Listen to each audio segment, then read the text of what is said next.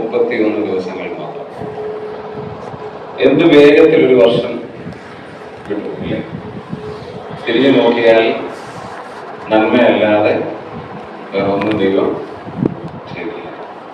എത്ര നന്ദി പറഞ്ഞാലും മതിയാകില്ല. ഇവിടെ പാടിയ പാട്ടുകൾ ഞാൻ വളരെ ആസ്വദിക്കായിരുന്നു. കാരണം പിതാക്കന്മാർ എഴുതിയ പഴയ പാട്ടുകൾ എനിക്ക് ഭയങ്കര ഇഷ്ടമാണ്. പക്ഷേ ഭൂപതിമാർ മുട്ടേമണി എന്നുള്ള പാട്ട് ഞാൻ പഠിച്ച ട്യൂണ് മോഡേൺ ട്യൂണാണ്. അതുകൊണ്ട് അത് നമ്മൾ ഉൾക്കൊള്ളാൻ ബുദ്ധിമുട്ട് ആദ്യം വന്നു, പിന്നീട് പിക്കപ്പ് ചെയ്തു. അപ്പൊ ആ വരികൾ നിങ്ങൾ ശ്രദ്ധിച്ചു കാണും, എന്ത് ആഴത്തിലുള്ള വരികളാണ്. മുന്നരജർ ദൈവത്തെ വണങ്ങും വാഴ്ത്തും എന്നൊക്കെയുള്ള ആ വരികളൊക്കെ എത്ര ആഴത്തിലുള്ള വരികളാണ്. ഇതൊക്കെ പാടാനും ചിന്തിക്കാനും ധ്യാനിക്കാനും ദൈവം അവസരം നൽകുന്നു എന്നുള്ളത് ദൈവത്തോട് എത്ര നന്ദി പറഞ്ഞാലും മതിയാവില്ല. നമുക്ക് അടുത്ത 1 മണിക്കൂർ ദൈവസന്നിധിയിൽ ദൈവത്തിന്റെ വചനം ധ്യാനിക്കാനായിട്ട് വന്നിരിക്കുകയാണ്. 2 ദിവസത്തെ പോലെ വളരെ സ്ലോയിലല്ല, അല്പം ഫാസ്റ്റ് രീതിയിൽ തന്നെ പോയാൽ മാത്രമേ നമുക്ക് കാര്യങ്ങളെ ചെയ്യാനായിട്ട് സാധ്യമാകുള്ളൂ. അതുകൊണ്ട് നമുക്ക് ഒരു വാക്യം ഒന്ന് വായിക്കാം, എന്നിട്ട് നമുക്ക് അതിലേക്ക് വരാം. 5-ാമത്തെ വാക്യം, വെളിപ്പാട് പുസ്തകം 2-ാം അധ്യായം 5-ാമത്തെ വാക്യം നമുക്കൊന്ന് വായിക്കാം. നീ ഏതിൽ നിന്ന് വീണിരിക്കുന്നു എന്ന് ഓർത്ത് മാനസാന്തരപ്പെട്ട് ആദ്യത്തെ പ്രവൃത്തി ചെയ്യുക. അല്ലാഞ്ഞാൽ ഞാൻ വരികയും നീ മാനസാന്തരപ്പെടാഞ്ഞാൽ നിന്റെ നിലയിൽ നിന്ന് നീക്കുകയും ചെയ്യും. ഒരു വാക്കോട് പ്രാർത്ഥിക്കും. പിതാവേ, ഞങ്ങൾ വീണ്ടും അങ്ങയുടെ കൃപയ്ക്ക് വേണ്ടി യാചിക്കും. അങ്ങാണ് ഞങ്ങളുടെ നാഥനും ഞങ്ങളുടെ വീണ്ടെടുപ്പുകാരനും നടത്തിപ്പുകാരനുമല്ല. അങ്ങയുടെ വചനത്തിന്റെ ശക്തിയില്ലെങ്കിൽ ഞങ്ങൾക്കൊന്നും സാധിക്കില്ല. ഈ കാലത്ത് ഞങ്ങൾ അങ്ങയുടെ കൃപയിൽ ആശ്രയിക്കുന്നു.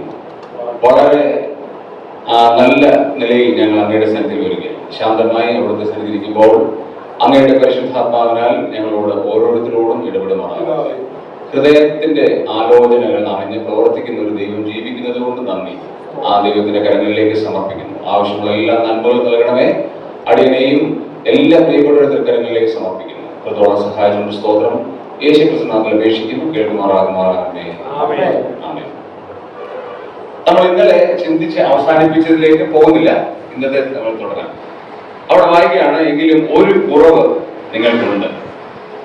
ആദ്യ സഭയ്ക്കുണ്ടായിരുന്ന കുറവ് നമുക്കും ഉണ്ട്. എന്ത് ചെയ്തു? ആദ്യ സ്നേഹം കിട്ടുക. പക്ഷെ ആ പ്രയോഗങ്ങൾ ശ്രദ്ധിച്ചാൽ മനസ്സിലാവും. അവർ ഉപയോഗിക്കുന്ന പദം വളരെ പ്രധാനപ്പെട്ടതാണ്. വിട്ട് കളഞ്ഞു എന്നാണ്. You have left. വിട്ട് കളഞ്ഞു എന്ന് പറഞ്ഞാൽ എന്താ?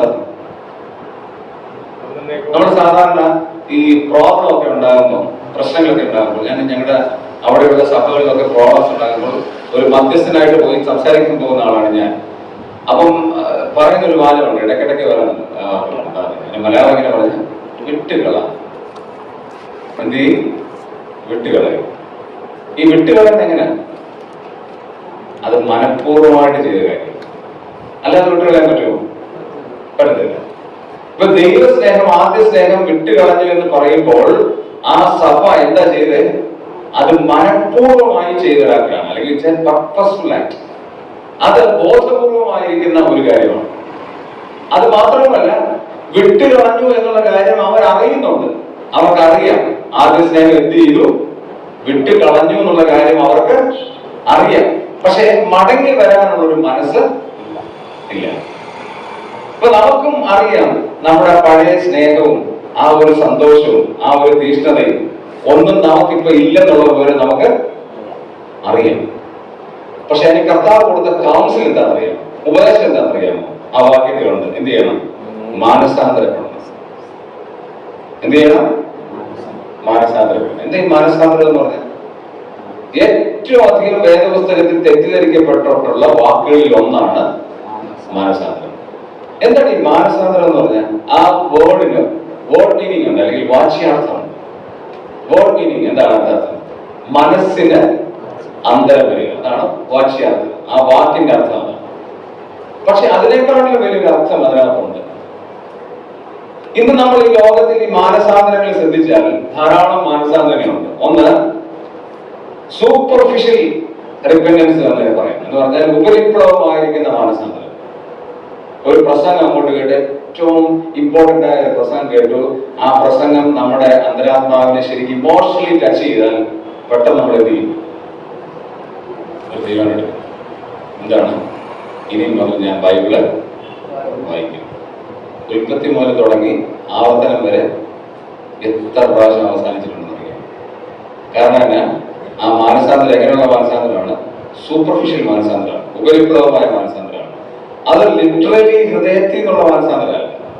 അതൊരു സന്ദേശം കേട്ടോ നമ്മളെ പിടിച്ചു കുലുക്കി പറയും, ഇന്ന് മുതൽ ഞാൻ പ്രാർത്ഥിക്കും. അതൊരു മാനസാന്തരമാണ്, സംശയമൊന്നുമില്ല. പക്ഷെ അത് സൂപ്പർഫിഷ്യലാണ്, അത് തലയ്ക്ക് മേലെ കൂടെ തോന്നുന്ന ഒരു മാനസാന്തരമാണ്. രണ്ടാമത് റിച്വൽ മാനസാന്തരം എന്ന് പറയാം, മതപരമായ മാനസാന്തരം എന്ന് വേണമെങ്കിൽ പറയാം. ഇപ്പൊ പ്രത്യേകിച്ച് നാമധേയ ക്രിസ്ത്യാനികളാണ് ഇത് കൂടുതൽ ചെയ്യുന്നത്. ഞങ്ങൾക്ക് വേണ്ടി കൃഷികൾ ചെയ്താൽ വല്ല മനസ്സിലായോ? ഒന്നും മനസ്സിലായില്ല. അതൊക്കെ എല്ലാ ദിവസവും അവർ പറയാണ്, ദൈവമേ എന്റെ വലിയപ്പന്മാരും മർദ്ദമക്കാരായതുകൊണ്ട്, എന്റെ വൈഫിന്റെ വീട്ടുകാരും മർദ്ദമക്കാരായതുകൊണ്ട് ഇത് പെട്ടെന്ന് അറിയാം.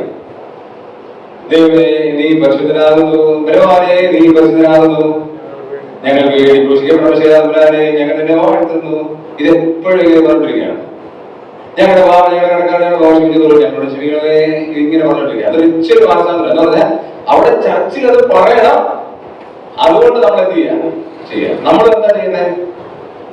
അവര് മാത്രമല്ല, നമ്മളും ചെയ്യുന്നുണ്ട്.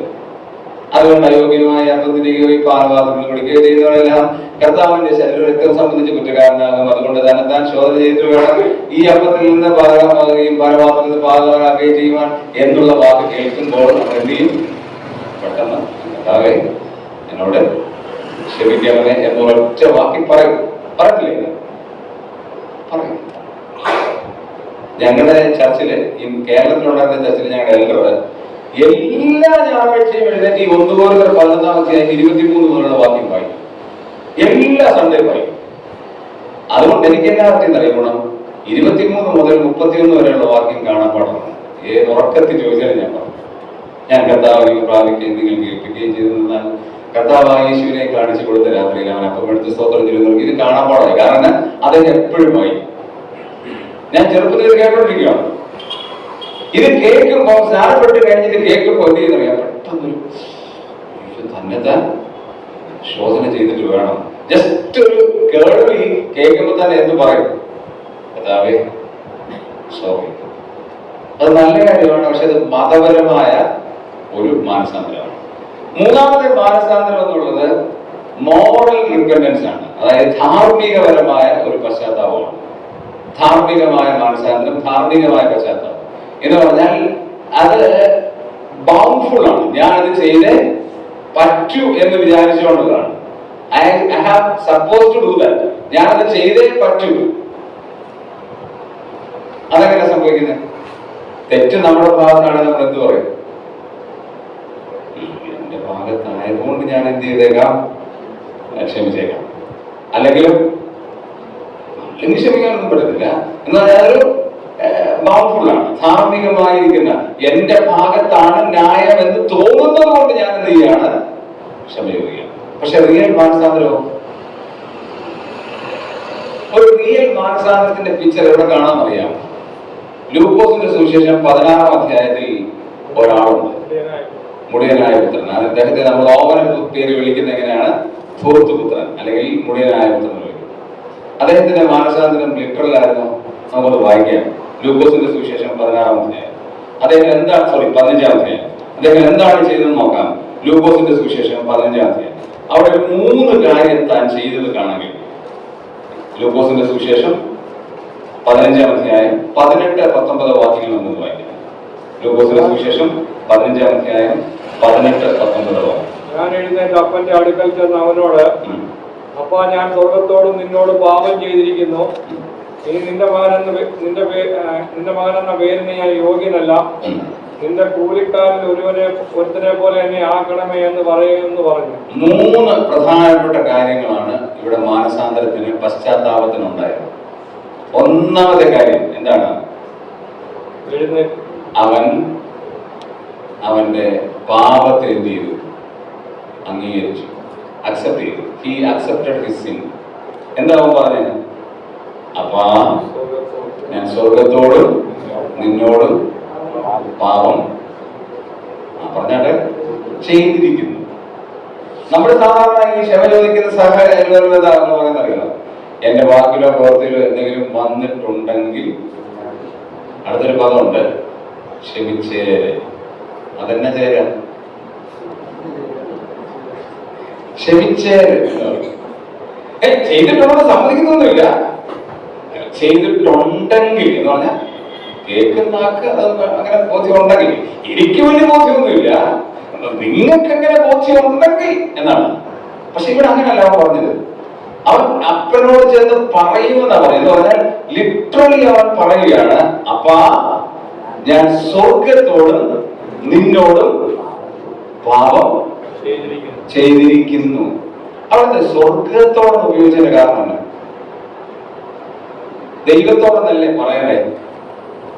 അതിനാ സ്വർഗത്തോടെന്ന് പറഞ്ഞത്. യഹൂദന്മാർ ഈ ദൈവത്തെ പേരെഴുതുമ്പോൾ, യാഹൂ എന്ന പേരെഴുതുമ്പോൾ അവര് ഉപയോഗിക്കുന്ന നിബ്, പേനയുടെ നിബ് ഉണ്ടല്ലോ, യാഹൂ എന്ന് എഴുതി കഴിഞ്ഞിട്ട് അത് ഒടിച്ചു കളയും. ആ പേന കൊണ്ട് അടുത്തൊരു പദം എഴുതത്തില്ല.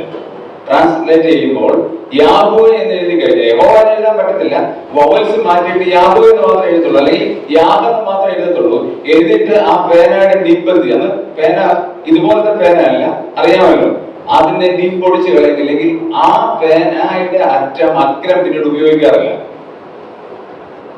അതുകൊണ്ട് ദൈവം എന്ന പദം ആ കാലഘട്ടത്തിൽ, യേശുക്രിസ്തുവിന്റെ കാലഘട്ടത്തിൽ ദൈവം എന്ന പദത്തിന് പകരം ഉപയോഗിച്ച ഒരു പദമാണ് ഇത് സ്വർഗം. ലൂക്കോസാണ് എഴുതുന്നത്.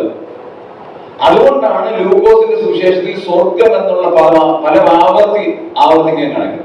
അതുകൊണ്ടാണ് ഞാൻ നിന്നോടും ദൈവത്തോടും, അല്ലെങ്കിൽ ദൈവത്തോട് പാപം ചെയ്തു എന്നതിന് പകരം അവിടെ ഉപയോഗിക്കുന്ന പദം എന്താണ്? ദൈവം എന്നുള്ള പദത്തേക്കാൾ സ്വർഗത്തോട് ഞാൻ പാപം ചെയ്തു എന്ന് അവൻ സമ്മതിക്കുകയാണ്. നമ്മൾ തെറ്റ് ചെയ്തിട്ടുണ്ടെങ്കിൽ സമ്മതിക്കുന്നതിന് എന്താണ് ബുദ്ധിമുട്ട്? എനിക്ക് മനസ്സിലാകാത്ത ഏറ്റവും വലിയ കാര്യം അതാണ്. തെറ്റ് പറ്റിപ്പോയെങ്കിൽ തെറ്റ് പറ്റി എന്നൊക്കെ സമ്മതിക്കും. അതിനെന്താ പ്രശ്നം? നമ്മൾ ഏതാണ്ട് ഇടിച്ചു താഴെ വീഴുമോ? നമ്മൾ തെറ്റ് ചെയ്തിട്ടുണ്ടെങ്കിൽ ദൈവത്തിന് മുമ്പാകെ നമ്മൾ എന്താ സമ്മതിക്കണ്ടേ? ഞാൻ തെറ്റ് ചെയ്തു പോയി. നമ്മൾ ആരും പരിശുദ്ധരല്ല.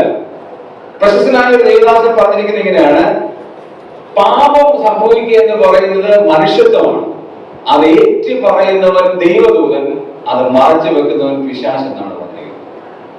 പാപം സംഭവിക്കുക മനുഷ്യതയാണ്, അത് ഏറ്റു പറയുന്നവൻ ദൈവദൂതനാണ്, അത് മറച്ചു വെക്കുന്നവൻ പിശാച് എന്നാണ് ചിന്തകൻ പറഞ്ഞത്. ബൈബിളിലെ വാക്യം അവനോട് ചേർന്നല്ലേ, തന്റെ അകൃത്യം മറച്ചു വെക്കുന്നവന് അതിന്റെ ശുഭം വരികയില്ല എന്ന് പറഞ്ഞ അർത്ഥം നന്മ വരത്തില്ല. അത് നല്ല സാഹിത്യ ഭാഷയാണ് ശുഭം വരികയില്ല എന്ന് പറഞ്ഞാൽ. നമ്മുടെ കൊളോക്കിയൽ ലാംഗ്വേജ്, പത്തനംതിട്ട ലാംഗ്വേജ് പറഞ്ഞാൽ എന്താ പറയാ? ഗുണം പിടിക്കൂല. അത് കറക്റ്റ്. നമ്മുടെ ഈ നാട്ടിന്റെ ലാംഗ്വേജ് പറഞ്ഞാൽ അവൻ എന്ത് ചെയ്യണം? ഗുണം പിടിക്കൂല.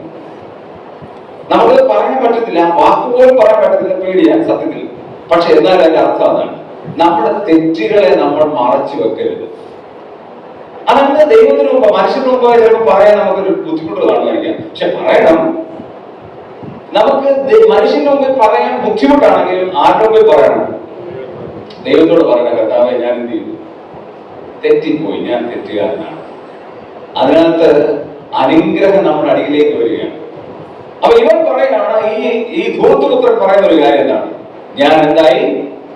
സ്വർഗത്തോട് നിന്നോട് എന്ത് ചെയ്തു? പാപം ചെയ്തു. ഒന്നാമത് അവൻ തെറ്റിനെ അംഗീകരിച്ചു. He accept his sin. രണ്ടാമത്തെ കാര്യം അറിയാമോ? He accept the consequences. അവൻ തെറ്റിന്റെ പരിണിത ഫലവും അവൻ എന്ത് ചെയ്തു? അനുഭവിച്ചു. അത് സമ്മതിക്കണം. എന്താ? ഞാൻ നിന്റെ മകൻ എന്ന് വിളിക്കപ്പെടുവാൻ യോഗ്യനല്ല. അതിന്റെ പരിണിത ഫലവും താൻ സമ്മതിക്കുകയാണ്. ഞാൻ അതിന് യോഗ്യനല്ല. ചില ആരാധനയ്ക്ക് വരാതെ പിറ്റേ ആഴ്ച വരുമ്പോൾ, ഇവിടത്തെ പോലെ തന്നെ ഞങ്ങളുടെ ചർച്ചിലുണ്ട്, വന്നില്ലെങ്കിൽ അതിന്റെ കാരണം പറഞ്ഞൊരു സാക്ഷ്യം പറഞ്ഞ് ഇരിക്കുന്ന ഒരു പരിപാടി. കാരണം ഞാൻ ഇവിടുത്തുകാരനൊക്കെ ആയതുകൊണ്ട് ഇതേ പാറ്റേൺ ആണ് ഞങ്ങളുടെ ചർച്ചിൽ ഞങ്ങൾ അവലംബിച്ചിരിക്കുന്നത്. ചിലര് എഴുന്നേറ്റ് പറയും, ഈ ആഴ്ച കഴിഞ്ഞ ആഴ്ച എനിക്ക് വരാൻ സാധിച്ചിട്ടില്ല, ഈ ആഴ്ച കർത്തൃമേശ എടുക്കുവാൻ ഞാൻ പ്രാഗൽഭ്യമുള്ളവരാണ്. എവിടുന്ന് ഒരാളെ കേട്ട് പറഞ്ഞു പ്രാഗൽഭ്യമുണ്ടെന്ന്. ഞാൻ സഹോദരനോട് ഇത് തിരിച്ചിട്ട് പറഞ്ഞു, പ്രാഗൽഭ്യം എന്നുള്ള വാക്കങ്ങ് ഒഴിവാക്കണം. അപ്പൊ ഞാൻ ഈ പ്രാഗൽഭ്യം എന്നുള്ള വാക്കിന് അർത്ഥം അറിയാമോ? ഇല്ല, കാരണം അവിടുത്തെ മലയാളികളാണ്, കന്നഡയാണ് അവിടെ സംസാരിക്കുന്നത്, ചിലർക്ക് മാത്രമേ മലയാളം അറിയത്തുള്ളൂ. അപ്പൊ ഞാൻ ഈ പ്രാഗൽഭ്യം എന്ന് പറഞ്ഞാൽ എനിക്കതിനുള്ള പറഞ്ഞിട്ട് അതിനുള്ള യോഗ്യതയുണ്ട്, അതിനുള്ള തണ്ടുണ്ട്, അതിനുള്ള അധികാരമുണ്ട് എന്നുള്ള ലാഞ്ചനയാണ് ഈ പ്രാഗൽഭ്യം എന്ന വാക്കിന് വരുന്നത്. നമുക്ക് വല്ല പ്രാഗൽഭ്യം ഉണ്ടോ? പൗലോസ് എന്താ പറഞ്ഞത്? ഞാൻ ആകുന്നത് കൃപയാലാണ്. ഞാൻ എന്തെങ്കിലും പറയുന്നത് എന്തിലാണ്? കൃപയാലാണ്. നമ്മൾ രക്ഷിക്കപ്പെട്ടത് എങ്ങനെയാണ്? കൃപയാലാണ്. നമ്മൾ നിൽക്കുന്നത് എങ്ങനെയാണ്? കൃപയാലാണ്. ആരാധിക്കുന്നത് എങ്ങനെയാണ്? 5-ാം സങ്കീർത്തനം 7-ാം വാക്യം, ഞാനോ നിന്റെ കൃപയുടെ ബഹുത്വത്താൽ നിന്റെ ആലയത്തിലേക്ക് ചെല്ലും. ഒരിക്കൽ പോലും കൃപയില്ലാതെ ഒരു വിശ്വാസിയുടെ ജീവിതമില്ല. രക്ഷിക്കപ്പെടുന്ന കൃപയാലാണ്. നിൽക്കുന്നത് റോമർ 5:2, ഞാൻ നിൽക്കുന്ന കൃപയിലേക്ക് നമ്മളെ കൊണ്ടുവന്നു. നിൽക്കുന്നത് കൃപയാണ്, ആരാധിക്കുന്നത് കൃപയാണ്, നമ്മുടെ ജീവിതം ഫുള്ള് കൃപയാണ്. അതാണ് 1-10 പറയുന്നത്, ഞാൻ ആകുന്നത് കൃപയാലാണ്. ഇനി എന്റെ ശുശ്രൂഷ എന്താ? കൃപയാലാണ്. എന്താ പറഞ്ഞത്? ഗലാത്യർ 2:20, ഞാൻ ക്രൂശിക്കപ്പെട്ടിരിക്കുന്നു, ഇനി ജീവിക്കുന്നത് ഞാനല്ല, ഞാൻ ജീവിക്കുന്നത് ഞാനല്ല, പിന്നെ കർത്താവിന്റെ കൃപയാലാണ് ഞാൻ എന്ത് ചെയ്തത്? ജീവിക്കുന്നത്. അപ്പൊ നമുക്ക് പ്രാഗൽഭ്യമല്ല നമ്മൾ പറയേണ്ടത്, ദൈവം ഞാൻ അല്ല, യോഗ്യനല്ല, എനിക്ക് തെറ്റുപറ്റിപ്പോയി, I am not worthy to do that, എനിക്കത് ചെയ്യാനുള്ള കാര്യമില്ല, ഐ എം റിയലി സോറി. അവന്റെ തെറ്റ് അല്ലെങ്കിൽ അവന്റെ കോൺസിക്വൻസ്, അവന്റെ പരിണിത ഫലം അവൻ പറഞ്ഞു. മൂന്നാമതൊരു കാര്യം കൂടെ ചെയ്തു, എന്ത് ചെയ്തു? ഈ അക്സെപ്റ്റ് ഗോഡ്സ് ലവ്, ദൈവത്തിന്റെ സ്നേഹം അവൻ എന്ത് ചെയ്തു? അക്സെപ്റ്റ് ചെയ്തു. എന്താ വായിക്കുന്ന അവസാനം? ഇനി നിന്റെ കൂലിക്കാരിൽ ഒരുത്തനെ പോലെ എന്നെ ആക്കണം. കൂലിക്കാരിൽ ഒരുത്തന്റെ യോഗ്യത എന്താ? അപ്പൻ സ്ഥാനമാണ് കൂലിക്കാരുണ്ട്, അവന്റെ യോഗ്യത എന്താ? അടിമയാണ്. ഇനി എനിക്ക് എന്ത് മതി? അടിമയായാലും മതി, കൂലിക്കാരിൽ ഒരുത്തന്റെ യോഗ്യതയായാലും മതി. പക്ഷെ അപ്പൻ അങ്ങനെയാണോ വേണ്ടത്? അല്ല, അപ്പൻ അങ്ങനല്ല. അപ്പൻ എന്ത് ചെയ്തു? അവന്റെ കഴുത്തിന് ചുംബിച്ചു. അതിന്റെ കഴുത്തിന് ചുംബിച്ചു. അവിടുത്തെ സംസ്കാരമാണ്, ഞാനത് പറയുന്നില്ല, കാരണം പറയാൻ പോയാൽ നമ്മുടെ ക്ലാസ് ചെയ്യൂല. അവിടുത്തെ കൾച്ചർ അതായിരുന്നു, കഴുത്തിന് ചുംബിക്കുക എന്ന് പറയുന്നത് തന്നെയാണ്. അതുമല്ല, അവന്റെ കൈക്ക് എന്ത് ചെയ്തു?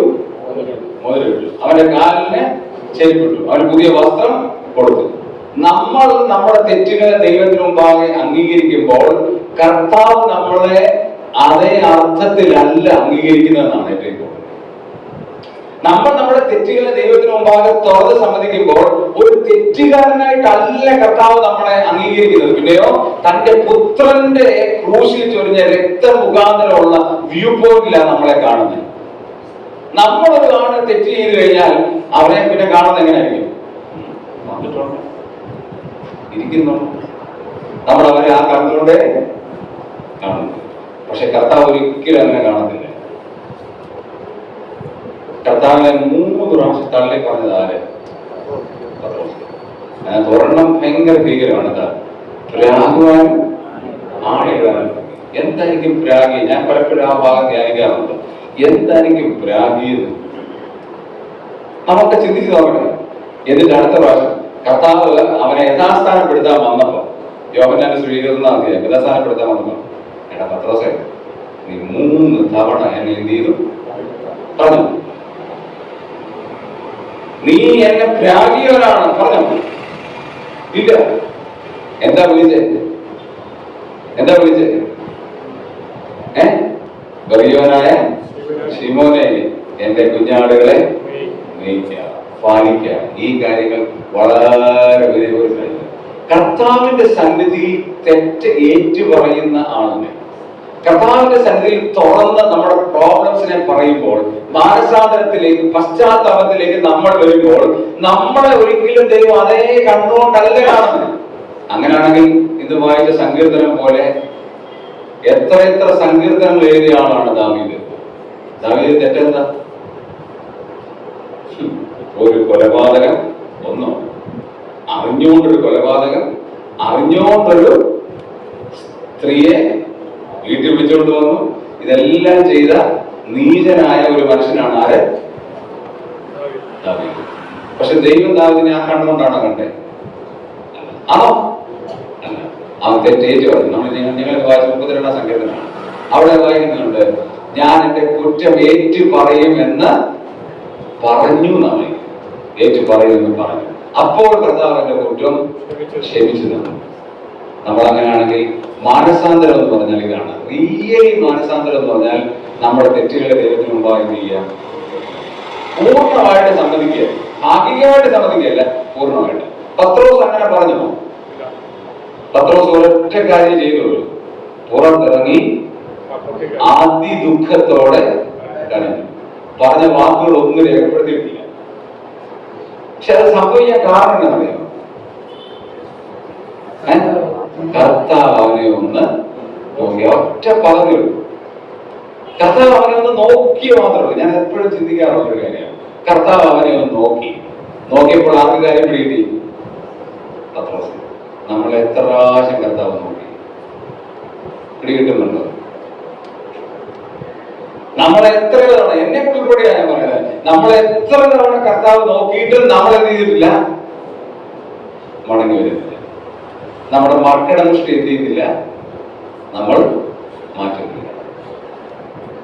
മടങ്ങി വരാം, തിരിച്ചു വരാം.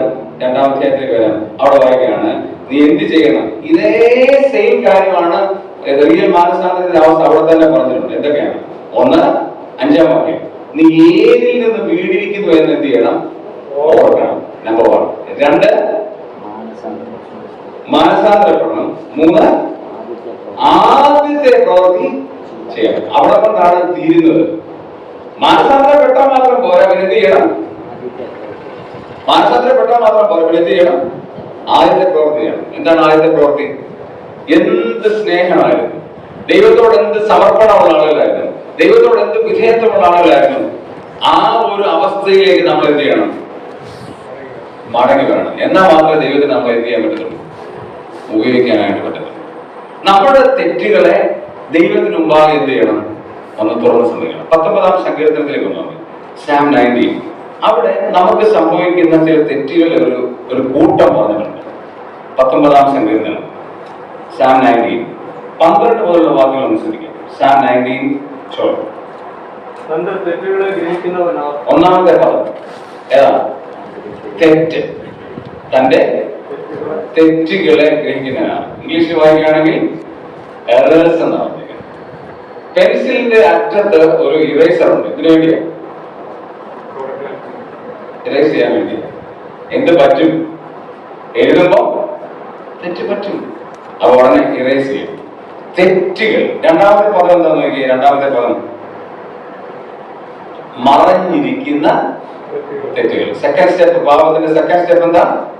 മറഞ്ഞിരിക്കുന്ന തെറ്റുകൾ. ഒരുപക്ഷെ നമുക്കറിയത്തില്ല നമ്മളത് തെറ്റ് ചെയ്ത. നമ്മൾ സിൻസിയർ ആയിട്ട് പറഞ്ഞൊരു വാചകമായിരിക്കാം, പറഞ്ഞ ഒരു കാര്യമായിരിക്കാം, കേട്ട ആൾക്കാർക്ക് ഭയങ്കര സങ്കടമായി. നമ്മൾ വളരെ ഓപ്പൺലി പറഞ്ഞൊരു കാര്യമായിരിക്കാം, കേട്ട ആൾക്കാർക്ക് ഭയങ്കര സങ്കടമായി. അവരിങ്ങനെ പറയും, എന്നാലും ആ വാക്ക് എനിക്ക് ഭയങ്കര സങ്കടമായി. നമ്മുടെ മനുഷ്യർക്ക് എല്ലാം ഒരു പ്രത്യേകത എന്ന് പറയുന്നത്, ആ പറഞ്ഞ ആളോട് പോയി പറയത്തില്ല, പിന്നെ ആരോട് പറയും? തൊട്ടടുത്ത ആളോട് പറയും. എന്നാലും ആ ബ്രദർ പറഞ്ഞ വാചകം ഈ ഭയങ്കര വേദന. ഈ അടുത്ത ആളോട് പോയി പറയും. അടുത്ത ആളോട് പറയും. ഈ പാവം പിടിച്ച മനുഷ്യൻ മാത്രം ഇത് ചെയ്യുന്നില്ല, അറിയുന്നില്ല. ബാക്കിയുള്ളവരല്ല അറിഞ്ഞു, ഇദ്ദേഹം മാത്രം ഇത് അറിയുന്നില്ല. ഇദ്ദേഹം അറിഞ്ഞാൽ മാത്രമല്ല അതിന് പരിഹാരം കാണാൻ പറ്റത്തുള്ളൂ. പലപ്പോഴും നമ്മള് മറഞ്ഞിരിക്കുന്ന ഒരുപാട് തെറ്റുകൾ നമ്മുടെ ജീവിതത്തിൽ ഉണ്ടാകാം. ആരും കാണരുതെന്ന് ആഗ്രഹിക്കുന്ന ഒരുപാട് തെറ്റുകൾ. ആ തെറ്റിൽ ദൈവത്തിന് ഏറ്റു പറയണം. മൂന്നാമത്തെ കാര്യം എന്താ വായിക്കുന്നറിയാം? അടുത്തത് 13-ാം വാക്യം. എങ്ങനെയുള്ള പാപം? സ്വമേധാഭാവങ്ങൾ. എന്താ സ്വമേധാഭാവങ്ങൾ എന്ന് പറഞ്ഞാൽ? വിൽഫുൾ സിൻസ് എന്നാണ് ഇംഗ്ലീഷ് പറഞ്ഞിരിക്കുന്നത്. സ്വമേധാഭാവങ്ങൾ എന്ന് പറഞ്ഞാൽ വിൽഫുൾ സിൻസ് എന്ന് പറഞ്ഞാൽ അർത്ഥം അറിയാം, അറിഞ്ഞുകൊണ്ട് ചെയ്ത പാപം. പാപമാണെന്ന് നമുക്കറിയാം, ഇത് തെറ്റാണെന്ന് നമുക്കറിയാം. സ്റ്റിൽ എന്നിട്ട് നമ്മൾ എന്ത് ചെയ്യും? ചെയ്യാറില്ലേ? ഓ, ഇത് ഞങ്ങൾ അങ്ങനൊന്നും ചെയ്യാം. ഞാൻ ഉൾപ്പെടെയുള്ള ആളുകൾ, എന്നെ കൂടെ ഉൾപ്പെടുത്തിയാൻ പറയുന്നത്, തെറ്റാണെന്ന് അറിയാതെ നമ്മൾ പല പാപങ്ങളും എന്ത് ചെയ്യുന്നുണ്ട്? ചെയ്യുന്നുണ്ട്. ഇതെവിടെ ഏറ്റു പറയണം? ലാസ്റ്റ് ഒരു കാര്യം കൊണ്ടുണ്ട്. എന്താ? വാഴുന്ന പാപം. എന്താണ്? അവ എന്റെ മേൽ വാഴരുതേ. ഇപ്പൊ വാഴുന്ന പാപം. എന്താ ഈ വാഴുന്ന പാപം എന്ന് പറഞ്ഞാൽ? നമ്മളെ വിട്ടു, പക്ഷെ നമ്മളെ ആ പാപം എന്ത് ചെയ്തില്ല? വിടുന്നില്ല. അതാണ് വാഴുന്ന പാപം. സൈമൺ സാർ പറഞ്ഞ ഉദാഹരണം ഓർമ്മയുണ്ടല്ലോ, നിങ്ങൾക്കറിയത്തില്ലേ അത്? ഈ ആറാട്ടുപുഴ ആണ് അദ്ദേഹത്തിന്റെ വീട്. ആറാട്ടുപുഴ എടയാറുമുള്ള സൈഡില്. ഈ ആറാട്ടുപുഴ ഈ പമ്പാ നദിയിൽ ഈ കര കവിഞ്ഞ് സാധനങ്ങൾ ഇങ്ങനെ വരും. ഇങ്ങനെ വരുന്ന സമയത്ത് മേളിൽ നിന്ന് കര കവിഞ്ഞ് വരുമ്പോൾ തേങ്ങായും കോഴിക്കൂടും ഇങ്ങനെ ഓരോ ഒഴുകി വരുമ്പോൾ ഭയങ്കര ആരോഗ്യ ദൃഢഗാത്രന്മാരായ ആളുകൾ ചാടി എത്തിയും അതിനെ ഇഞ്ഞും പിടിക്കും. അതാ മഴക്കാലത്ത് വലിയൊരു സ്വത്താണ്.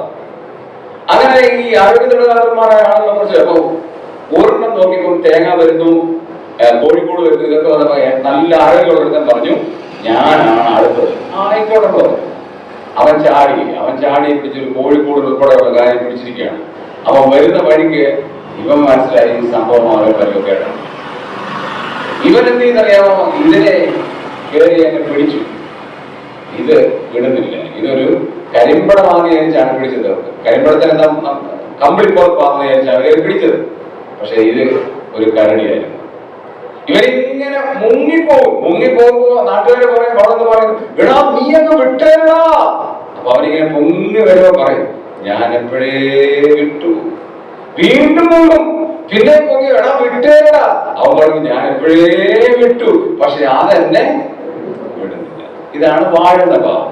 നമ്മൾ വിട്ടു, പക്ഷെ പാവം നമ്മൾ എന്ത് ചെയ്യില്ല, വിടുകയില്ല. കാരണം ഇങ്ങനെ പുറകേ വരികയാണ്. നമ്മൾ എത്ര ശ്രമിച്ചാലും വിടാൻ പറ്റുന്നില്ല.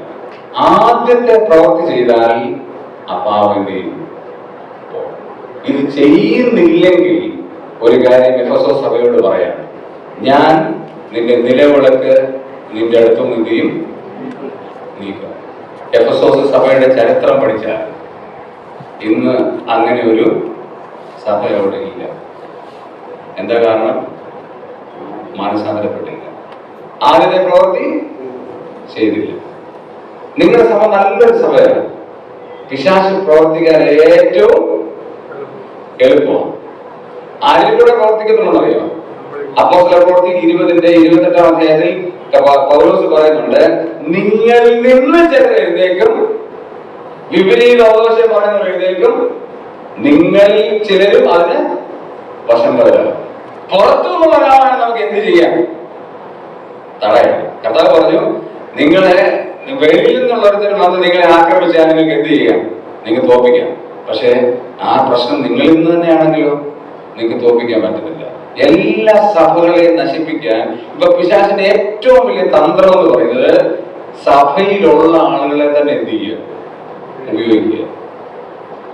ഇപ്പൊ ഞങ്ങളുടെ ചർച്ച എല്ലാവരും ഫ്രഷ് ആളുകളാണ്, പറഞ്ഞാൽ ഫസ്റ്റ് ജനറേഷൻ വിശ്വാസികളാണ്. അതുകൊണ്ട് ഭയങ്കര പേടിയാണ് എനിക്ക് എപ്പോഴും. ഞാൻ എപ്പോഴും പ്രാർത്ഥിക്കുന്ന ഒരു കാര്യം, കർത്താവേ, പിശാച് അകത്ത് പ്രവേശിക്കാനോ കയ്പിന്റെ പേര് മുളയ്ക്കാനോ ഇടയാകരുത്, അനേകരെ തെറ്റിപ്പോവാൻ ഇടയാകരുത്, മലിനപ്പെട്ടു പോകാൻ ഇടയാകരുത് എന്നെന്നും പ്രാർത്ഥിക്കുന്ന ഒരു കാര്യമാണ്. പക്ഷേ ഉണ്ടാകാം. അതുകൊണ്ട് മാനസാന്തരപ്പെടണം ദൈവം നമ്മളിൽ നിന്ന് വളരെ വ്യക്തമായി ആഗ്രഹിക്കുകയാണ്. നമുക്ക് ഇനിയും അതിന്റെ ദൈവശാസ്ത്രത്തിലേക്ക് വരാം. 2 കൊരിന്ത്യരിലേക്ക് വന്നേ. 2 കൊരിന്ത്യർ നമ്മുടെ മാനസാന്തരപ്പെടണം എന്ന് പറയുമ്പോൾ ആ മാനസാന്തരം എങ്ങനെ ആകണമെന്ന് അതിന്റെ ഉപദേശ വിഷയം പറഞ്ഞിരിക്കും നോക്കാം. 2 കൊരിന്ത്യർ 7-ാം അധ്യായത്തിലേക്ക് വരാം. 2 കൊരിന്ത്യർ 7-ാം അധ്യായം അതിന് 8 മുതൽ 11 വരെയുള്ള വാക്യങ്ങളിൽ ഞാൻ 3 കാര്യം പറയാം. വായിക്കേണ്ട സമയമില്ലാത്തതുകൊണ്ട് ഞാൻ 3 കാര്യം പറയാം. ഒന്നാമത്തെ കാര്യം, ഈ ലേഖനത്താൽ നിങ്ങൾ ദുഃഖിച്ചു. ഈ ലേഖനത്താൽ ഉണ്ടായ ഒരു മാനസാന്തരം. ഒന്നാമത് പൗലോസ് എഴുതിയ ലേഖനത്താൽ ഉണ്ടായ ഒരു മാനസാന്തരം എന്ന് പറഞ്ഞാൽ ദൈവത്തിന്റെ വചനം കേൾക്കുമ്പോൾ നമുക്ക് എന്തുണ്ടാകും? മാനസാന്തരം ഉണ്ടാകും. ഉണ്ടാകുന്നില്ലെങ്കിൽ നമ്മൾ ആരല്ല? വിശ്വാസിയല്ല. വിശ്വാസിയാണെങ്കിൽ എന്തുണ്ട്? മാനസാന്തരം ഉണ്ടാകും. കാരണം ദൈവമേ എന്നോട് തന്നെയാണ് സംസാരിച്ചത്, ഞാൻ ചിന്തിച്ചതൊക്കെ ദേവദാസൻ എന്ത് ചെയ്തു പറഞ്ഞു, ഞാൻ ഇങ്ങനെയൊക്കെ ചിന്തിച്ചിരിക്കുകയായിരുന്നു, എന്നോട് തന്നെ ദൈവം ചെയ്ത് സംസാരിക്കും. നമ്മളാണ് എന്താ പറയുന്നത്? ഫ്രെഡ്കോസ് എന്ന് പറഞ്ഞ ദേവദാസൻ പറഞ്ഞ പോലെ നമ്മൾ മലയാളികൾ ഭയങ്കര കൊടുക്കാൻ ഭയങ്കര മിടുക്കരാണ്. പത്തനംതിട്ട കൺവെൻഷനാണെന്ന് അദ്ദേഹം വന്നപ്പോൾ ഞാൻ പഠിച്ചോണ്ടിരിക്കുന്നു. അദ്ദേഹം പറഞ്ഞ കാര്യമാണ്, കൊടുക്കാൻ ഭയങ്കര ബുദ്ധിമുട്ടാണ്. ഈ സന്ദേശം കേട്ടാൽ ആർക്കല്ല? എനിക്കല്ല, ആർക്കാണ്? അവനിട്ട്. നമ്മൾ ഭയങ്കര കൊടുക്കാൻ ഭയങ്കര ഇഷ്ടമാണ്. പത്തനംതിട്ട മുമ്പാട്ടോ അദ്ദേഹം പ്രസംഗിച്ച ഒരു പ്രസംഗത്തിൽ പറഞ്ഞു, നമ്മൾ ഭയങ്കര ദാനധർമ്മികളാണ്. ഏത് കാര്യം? സന്ദേശം കേൾക്കുന്ന നമ്മൾ സ്വീകരിക്കത്തില്ല. പിന്നെ ആർക്കാ? പുള്ളിക്കിട്ട ഇന്നത്തെ പാലത്തെ ദൂരം മുഴുവൻ പുള്ളിക്കിട്ട. എനിക്കാണെങ്കിൽ സമ്മതിക്കത്തില്ല. അപ്പൊ നമ്മുടെ വാക്കുകൾ, അതായത് ദൈവത്തിന്റെ വാക്കുകൾ നമ്മൾ എന്ത് ചെയ്യും? ദുഃഖിപ്പിക്കും. അതാണ് പൗലോസ് പറഞ്ഞത് ഒന്നാമത്തെ കാര്യം. രണ്ടാമത്തെ കാര്യം പറയുന്നു ഒൻപതാമത്തെ വാക്യം പറയാണ്, നിങ്ങൾ ദുഃഖിച്ചതിനാലല്ല മാനസാന്തരത്തിനായി ദുഃഖിച്ചതിനാൽ. അപ്പൊ എന്തിനുള്ള ദുഃഖം? അതിന്റെ ഉപദേശം പൗലോസ് പറയാണ്, നമ്മൾ ദുഃഖിക്കുമ്പോൾ എന്തിനു വേണ്ടി ദുഃഖിക്കണം? മാനസാന്തരത്തിന് വേണ്ടിയുള്ളൊരു ദുഃഖം. നമ്മുടെ മനസ്സിനെ ഒന്ന് അന്തരമാക്കി കഴിഞ്ഞാൽ ദൈവത്തിന് നമ്മളെ ഉപയോഗിക്കാതിരിക്കാൻ കഴിയുമോ? ഇല്ല. എഹെസ്കേൽ പറഞ്ഞ ഒരു പ്രധാനപ്പെട്ട വാക്യം ഇങ്ങനെയാണ്, അകൃത്യത്തിൽ ജീവിക്കുന്ന ഒരുവനും ശക്തി പ്രാപിക്കില്ല. ആ വാക്യം മറക്കരുത്, ഒന്നുകൂടെ ഞാൻ ആവർത്തിക്കാം. അകൃത്യത്തിൽ ജീവിക്കുന്ന ഒരുവനും ശക്തി പ്രാപിക്കില്ല എന്ന് പറഞ്ഞാൽ അർത്ഥം എന്താ? നമ്മുടെ രഹസ്യ ജീവിതത്തിൽ നമ്മൾ ശക്തരല്ലെങ്കിൽ ദൈവത്തിന് നമ്മളെ ഉപയോഗിക്കാൻ കഴിയില്ല. നമ്മുടെ വാക്കുകൾ പക്ഷേ ഭയങ്കര പവർഫുൾ ആയിരിക്കാം. കഴിച്ച പൊട്ടാത്ത വാക്കുകളിലൂടെ പ്രസംഗിക്കുന്ന ആളായിരിക്കാം. എന്താ ഫലം? ഞാൻ പറയുന്ന കുറെ കാര്യങ്ങൾ കഴിച്ച പൊട്ടാത്ത പോലെ പറഞ്ഞിട്ട് പോയാൽ നിങ്ങൾ എന്ത് പറയും? എന്താ പോലും പറഞ്ഞ. പക്ഷെ ലളിതമായിട്ട് പറഞ്ഞാൽ നിങ്ങൾ എന്ത് ചെയ്യും? മനസ്സിന് പോകത്തില്ല, അതിങ്ങനെ കിടക്കും മനസ്സിൽ. ദൈവത്തിന്റെ സന്ദേശം ചിലത് നമ്മൾ കേൾക്കുമ്പോൾ അത് നമ്മുടെ ഹൃദയങ്ങളോട് ഇടപെടുന്നതിന്റെ അർത്ഥം നമ്മുടെ ജീവിതത്തിൽ അകൃത്യം കരുതിയാൽ ദൈവം കേൾക്കില്ല. മാനസാന്തരം ഉണ്ടാണ്. ദൈവഹിതപ്രകാരം ദുഃഖം ഉണ്ടായിട്ട് ദൈവം എന്നോട് തന്നെയാണ് സംസാരിച്ചത്, എന്റെ തെറ്റുകളെ ബോധ്യമാകാനാണ്. അതാണ് അവിടെ പറഞ്ഞ രണ്ടാമത്തെ കാര്യം. മൂന്നാമത്തെ കാര്യം അതിന്റെ 10ാമത്തെ വാക്യത്തിൽ പറയാണ്, ദൈവഹിതപ്രകാരമുള്ള ദുഃഖം അനുതാപം വരാത്ത മാനസാന്തരത്തിനായി രക്ഷയ്ക്കുളവാകുന്നു. 11ാം വാക്യം, ദൈവഹിതപ്രകാരമുള്ള ദുഃഖം. അപ്പൊ എങ്ങനെയുള്ള ദുഃഖം ഉണ്ടാകണം? എന്ന് പറഞ്ഞാൽ ഞാൻ മാനസാന്തരപ്പെടണം, അനുഭവിക്കണം, എന്റെ തെറ്റുകളെ എനിക്ക് മനസ്സിലായി, ഞാൻ മടങ്ങി വരണം. നമ്മൾ ഈ ലോകത്തിൽ എത്ര വർഷം ജീവിക്കും?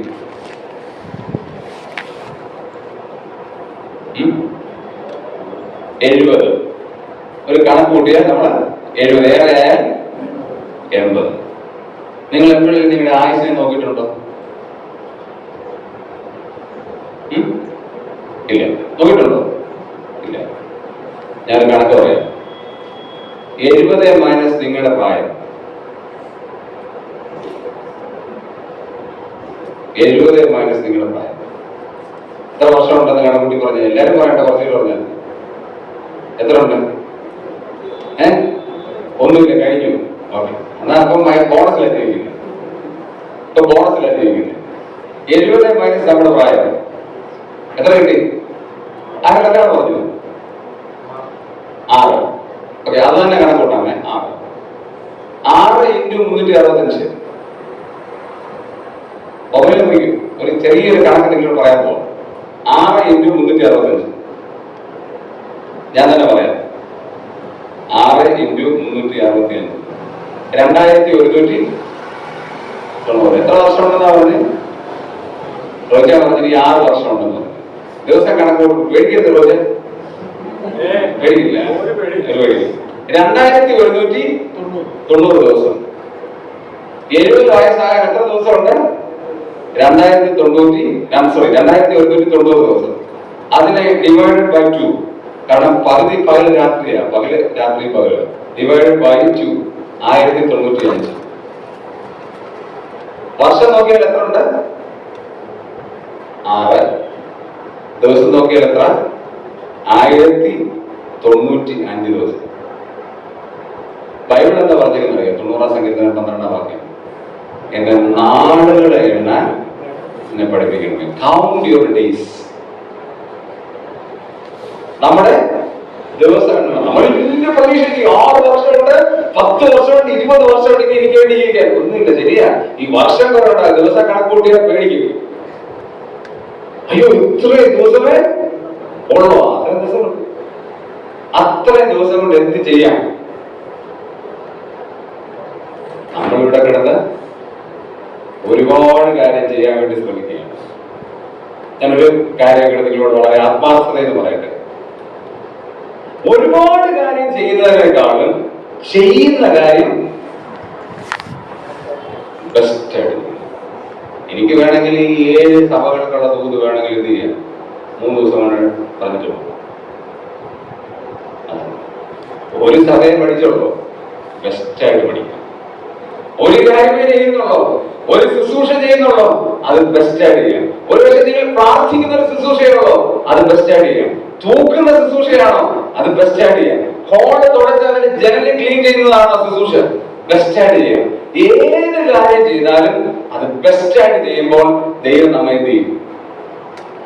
നല്ലവനും വിശ്വസ്തനുമായ വായിക്കാം. തീമോഥെയോസിന്റെ ലേഖനം 1 തീമോഥെയോസ്, മനസ്സിലേക്ക് പെട്ടെന്ന് ഓർമ്മ വരുന്ന വാക്യം പറയുന്നത് 1 തീമോഥെയോസ് 3:13 വായിച്ച്.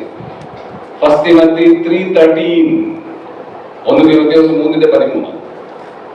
ഉറക്കം വായിച്ചു, ഞാൻ എടുത്തിട്ടില്ല, നമ്മൾ ഉറക്കം വായിച്ചു. നന്നായി ശുശ്രൂഷ ചെയ്തിട്ടുള്ളവർ തങ്ങൾക്ക് നല്ല നിലയും ക്രിസ്തുയേശുവിലുള്ള വിശ്വാസത്തിൽ വളരെ പ്രാഗൽഭ്യം ഉണ്ടാവും.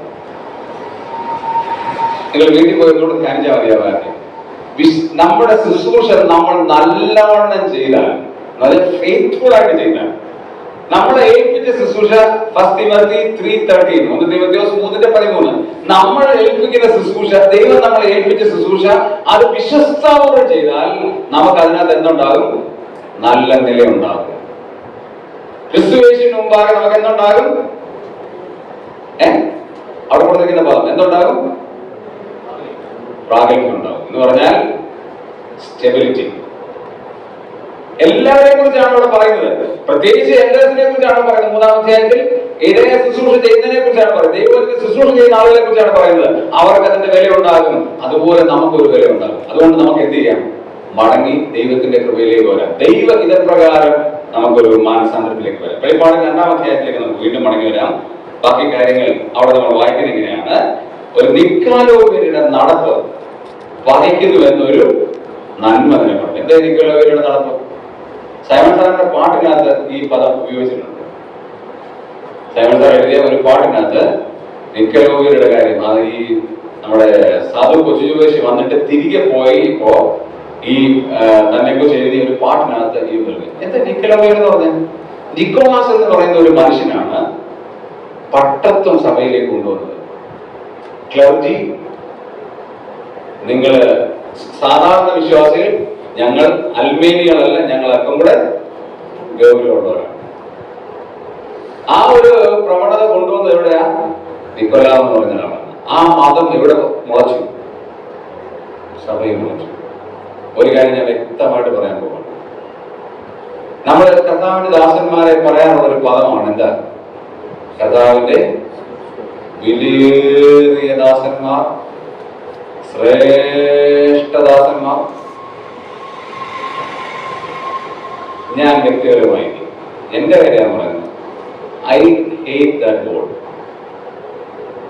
അങ്ങനെയുള്ള വാക്കുകൾ ഞാൻ വ്യക്തിപരമായിട്ട് എന്നെ ആരെങ്കിലും പരിചയപ്പെടുത്താണ് ഞാൻ ഇന്ന് പറയും, സൗര ആ വാക്കിനെ എന്ത് ചെയ്യണ്ട, ഉപയോഗിക്കണ്ട. കാരണം ശുശ്രൂഷയിലുള്ള വ്യത്യാസമല്ലാതെ വേറൊരു വ്യത്യാസം ഇല്ല.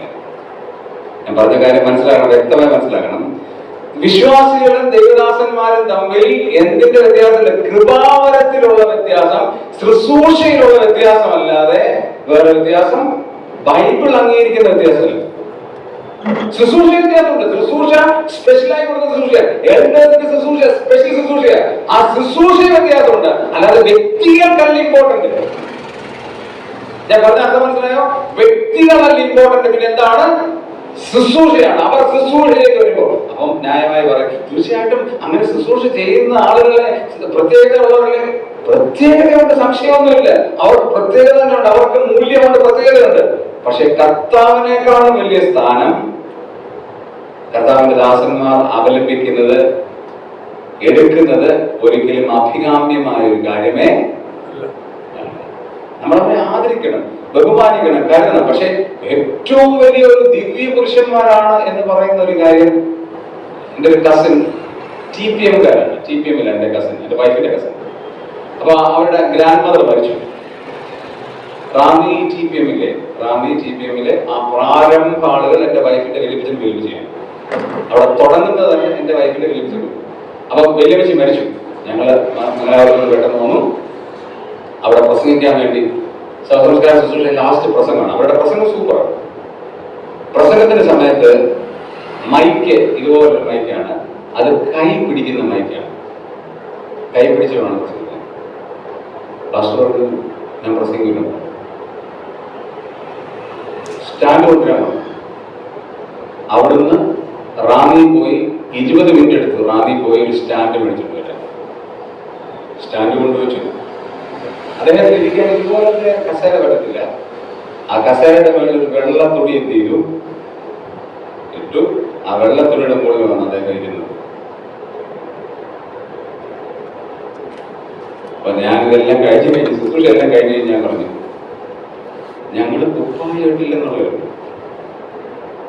ഞങ്ങൾക്ക് എന്തുള്ളതാ, ഇവരുടെ അത്രയും വരെയുള്ളതാ. പക്ഷെ അത് ശുശ്രൂഷയുടെ മുഖത്ത് മാത്രമേ കാണിക്കാവൂ, അല്ലാതെ വ്യക്തിപരമായിട്ട് അങ്ങനെ ഒരു കാര്യം ചെയ്യാൻ പാടില്ല. ഇതിന് എതിർപ്പുള്ള ആളുകളുണ്ടാകാം. എന്റെ പേഴ്സണൽ കൺസെപ്റ്റാണ് ഞാൻ പറഞ്ഞത്. ഈ കേൾക്കുന്ന നിങ്ങൾക്ക് തന്നെ എതിർപ്പുണ്ടാകാം. That's up to you. എന്നെ ദൈവം ബോധ്യപ്പെടുത്തിയ ഒരു കാര്യം ഞാൻ നിങ്ങളോട് പറഞ്ഞു. നമ്മളെ ദൈവം വ്യത്യസ്തരാക്കിയത് ശുശ്രൂഷയുടെ മുഖത്ത് മാത്രമാണ്, കൃപാവരങ്ങളുടെ കാര്യത്തിൽ മാത്രമാണ്. അതിലൊരു സ്പെഷ്യാലിറ്റി അല്ലാതെ എന്റെ വ്യക്തിത്വത്തിന് ഒരു പ്രത്യേകതയും ഉണ്ടോ ഇല്ല എന്നാണ് ഞാൻ വിശ്വസിക്കുന്നത്. ദൈവം പൗലോസ് എന്താ പറഞ്ഞത്? ഈ പ്രാപ്തി ഞങ്ങളുടെ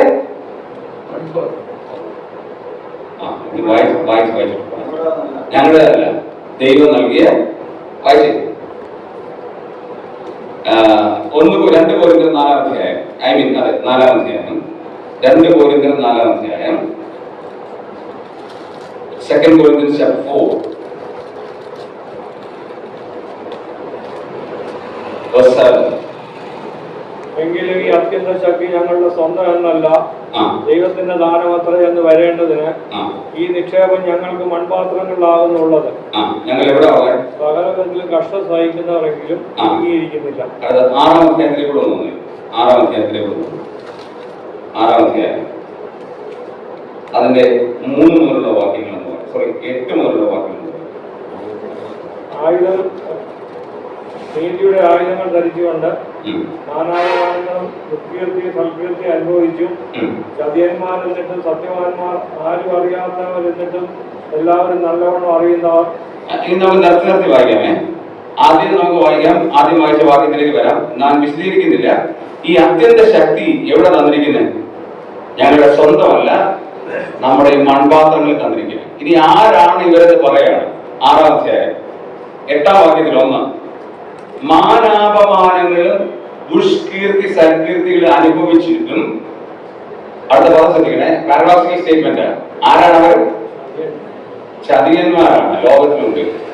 പക്ഷെ ആരാ? സത്യവാന്മാർ. രണ്ടാമത്തെ കാര്യം, ആരും അറിയാത്തവരെങ്കിലും എല്ലാവരും നല്ലോണം അറിയുന്നത് എന്ന് പറഞ്ഞാൽ എന്താ? റെജിക്ക തോമസ് ആണെന്ന് നിങ്ങൾക്ക് അറിയാല്ലേ? അറിയില്ലേ? അറിയാം. പക്ഷെ ഞാൻ അടുത്ത ചോദ്യം ചോദിക്കാം, അറിയാമോ? ഞാൻ ജീവിതത്തിലൂടെ പോകുന്ന വൈതരണികൾ എത്ര വലുതാണെന്ന് നിങ്ങൾക്ക് അറിയോ? എല്ലാവരും അറിയുന്നവരാണ്, പക്ഷെ ഒന്നും പറഞ്ഞിട്ട് അവിടെ കൊടുത്തിരിക്കുന്നു, ഒന്നും അറിയാത്തവർ. 3-ാമത്തെ കാര്യം, മരിക്കുന്നവരെങ്കിലും നമ്മളെ ഒരുപാട് പേര് എന്ത് ചെയ്യും? കൊല്ലും. ഞങ്ങൾ എന്ത് ചെയ്യുന്നവരാണ്? ജീവിക്കുന്നവരാണ്. അടുത്ത കാര്യം, ശിക്ഷിക്കപ്പെടുന്നവരെങ്കിലും കൊല്ലപ്പെടാത്തവർ. ഉപദേശിക്കും. ഇപ്പൊ എന്നാ വേണം? സഹിക്കുന്നത് എന്നാ വേണ്ടി വണ്ടിയിലാ പോകുന്നത്? എന്ത് ചെയ്യുന്നുണ്ട്? കൊല്ലപ്പെടുന്നുണ്ട്, ശിക്ഷിക്കപ്പെടുന്നുണ്ട്, പക്ഷെ എന്ത് ചെയ്യുന്നില്ല? കൊല്ലപ്പെടുന്നില്ല. അടുത്ത പദം, ദുഃഖിതരാണ്, പക്ഷെ എന്ത് ചെയ്യുക? എപ്പോഴും സന്തോഷിക്കുന്നവരാണ്. അടുത്ത പദം, ദരിദ്രന്മാരാണ്, പലരെയും സമ്പന്നരാക്കാണ്. ദരിദ്രന്മാരാണെങ്കിലുള്ള ദേവദാസന്മാർ ശുശ്രൂഷ ചെയ്യുന്ന ചർച്ചിലെ എന്ത്? ദരിദ്രന്മാരാണ്, പക്ഷെ അവരെന്താ ചെയ്യുന്നത്? നിങ്ങളുടെ ചർച്ചിലുള്ള നിങ്ങൾക്ക് വേണ്ടി എത്ര സമയം ഇവിടെ ദേവദാസന്മാർ എത്ര സമയം പ്രാർത്ഥിക്കുന്ന അറിയാം? നിങ്ങളെ ഓർത്ത് പ്രാർത്ഥിക്കുക. അവർ ദരിദ്രരാണ്, പക്ഷെ നിങ്ങളെ ആരാക്കുക? സമ്പന്നരാക്കുക. അടുത്തത്, ഒന്നും ഇല്ലാത്തവരാണ്, പക്ഷെ എല്ലാം. എന്തെങ്കിലും ഒന്നുമില്ല. പക്ഷെ ഏറ്റവും വലിയ സ്വത്തിന്റെ ഉടമയാണ് എന്ന് പറഞ്ഞാൽ ഈ സഭയിലുള്ള ദൈവജനത്തെ പരിപാലിക്കുന്ന പരിപാലനം എന്നുള്ളത് ശുശ്രൂഷയുടെ മുഖത്ത് ഏറ്റവും അത്യുന്നതമായ ഒരു പൊസിഷനിലാണ് ദൈവദാസന്മാരെ സഭയിലാക്കിയിരിക്കുന്നത്. എന്തുകൊണ്ടാണെന്നറിയാമോ? അവരുടെ പേഴ്സണാലിറ്റി അല്ല, അവരെ ദൈവമാക്കിയിരിക്കുന്ന സ്ഥാനം, അവർ കൊടുത്തിരിക്കുന്ന ശുശ്രൂഷ, അതിന്റെ മൂല്യം. അതുകൊണ്ട് നിങ്ങൾ എന്ത് ചെയ്യണം? ഈ മൂല്യം മനസ്സിലാകാതെ നിക്കോദാവിനെ പോലെ ഞാൻ ആണ് സഭയുടെ ഏറ്റവും ഇമ്പോർട്ടന്റ് ആയ ആള്, ഞാൻ പറയുന്നത് എല്ലാവരും എന്ത് ചെയ്യണം, അനുസരിക്കണം എന്നുള്ള കമാൻഡിങ് രീതിയിലേക്കാൾ ശുശ്രൂഷ നിലയിൽ വന്നാൽ വളരെ നല്ലതാണ്. എന്നാൽ നിക്കോദാവ് പറഞ്ഞു അങ്ങനെയല്ല, നിങ്ങള് അൽബേനികളാണ്, ഞങ്ങൾ ആരാണ്? Something higher. അവരെ കിട്ടു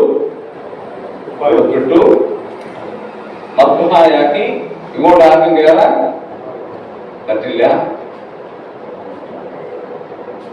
കൃഷ്ണൻകുട്ടിയുടെ വാക്ക് പറഞ്ഞ പണ്ട് കീറിയ മേലും തൊട്ടടിയോളം രണ്ടായി കീറിപ്പോയ ആ നെറ്റ് യുവന്മാരെടുത്ത് കൂട്ടി തയ്ച്ചുകൊണ്ടാണ് ഇപ്പോൾ ഇതിന് നടക്കുന്നത്. അദ്ദേഹത്തിന്റെ വാദമാണ് ശരിയല്ലേ? മേലും തൊട്ടടിയോളം രണ്ടായി ചീന്തിപ്പോയ സാധനത്തെ എന്ത് ചെയ്തു? കൂട്ടിച്ചേർത്ത് മതമാക്കി വെച്ചിരിക്കുകയാണ്. ആ നിക്കോദാവ്യ മതം അവിടെ വന്നു, തൻ മുഖാന്തരം എന്തെല്ലാം ദുരിതങ്ങളിലേക്ക് അവർ പോയി. രണ്ടാമത്തെ സഭയിലേക്ക് വരാം. രണ്ടാമത്തെ അധ്യായത്തിന്റെ അടുത്ത വാക്യത്തിലേക്ക് വരാം.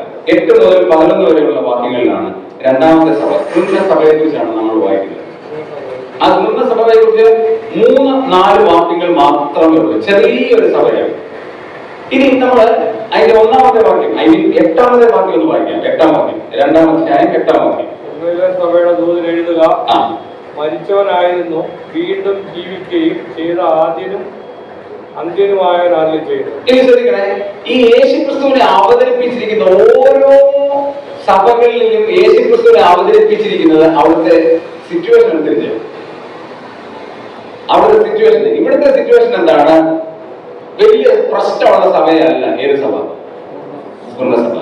ഈ 7 സഭകളിൽ ഏറ്റവും കുറച്ച് കുറ്റം പറഞ്ഞിരിക്കുന്ന ആരെ കുറിച്ചാണ്? സഭയെ കുറിച്ച്. ഒത്തിരി കാര്യങ്ങളൊന്നും പറഞ്ഞിട്ടില്ല, ചില കാര്യങ്ങൾ മാത്രമേ പറഞ്ഞുള്ളൂ. പക്ഷെ അവിടെ യേശുവിനെ അവതരിപ്പിച്ചിരിക്കുന്നത് എങ്ങനെയാണെന്ന് നോക്കി. 3 വ്യത്യസ്ത രീതിയിലാണ് യേശുവിനെ അവതരിപ്പിച്ചിരിക്കുന്നത്. 1 എന്താണ്? മരിച്ചവനായി. 2 വീണ്ടും ജീവിച്ചു. 3 ആദ്യനും അന്ത്യനും. ഇവിടെ അല്പം പ്രശ്നം. യേശു മരിച്ചോ? യേശു മരിച്ചോ? മരിച്ചു, സംശയമൊന്നുമില്ല, യേശു മരിച്ചു. പക്ഷേ യേശു മരിച്ചിട്ട് എത്ര ദിവസം എടുത്തു തിരികെ ജീവൻ പ്രാപിക്കാൻ? 3 days. ഈ 3 days യേശു എവിടെ ആയിരുന്നു?